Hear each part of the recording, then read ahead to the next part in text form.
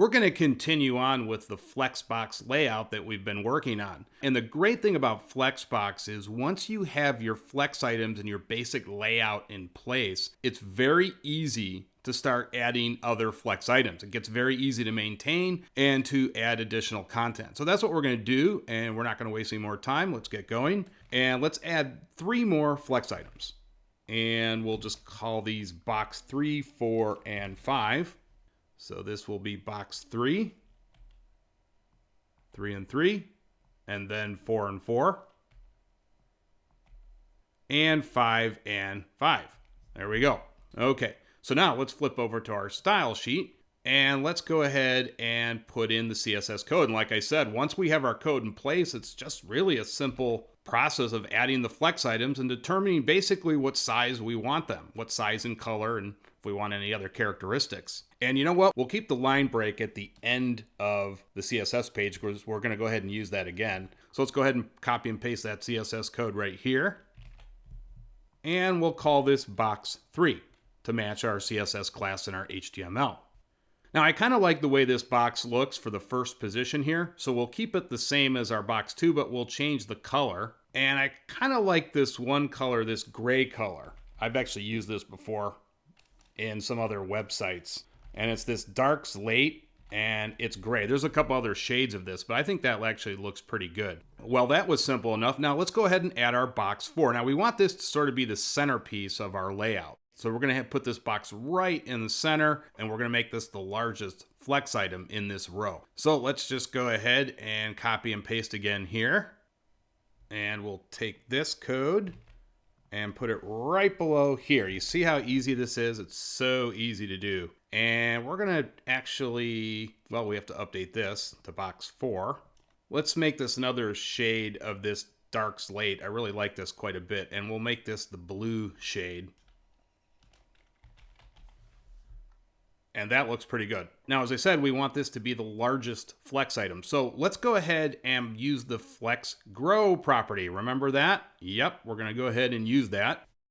And so we just type in flex grow, and we're going to set this to a value of 1. And so now that will be the largest flex item in this row. And as I said, we got one more flex item to add. So we're going to make a box 5 here. And actually, you know what? Let's use our box 3 code because that box is going to be the same as the box 2 and 3. I kind of like that look. So we'll go ahead and create this, and we'll make this a box 5. And this one, let's make this, I like this color right here. How about that? Okay. And of course you can put in whatever colors you want. I'm just kind of throwing colors in here, but just to give you an idea that you can change these very easily in the VS Code editor. Okay, so that looks pretty good. Now let's add another line break, and guess what? We've already got the line break code. So this is just as simple as going to the HTML style sheet, and let's just copy and paste this here. And voila, look at that. We've got another line break. And so now we can add some more flex items. And I keep repeating this, but it really is true. Flexbox is so easy to work with. That's why you see more and more companies using Flexbox for their web pages, because it's so easy to maintain and so easy to use. So what we're going to do is add 2 more items here on the bottom, and this will be box 6 and 7. All right, so this will be 6 and 6, and this will be 7 and 7. There we go. Okay, let's flip back to our style sheet, and now we'll go ahead and add the CSS for those 2 new flex items.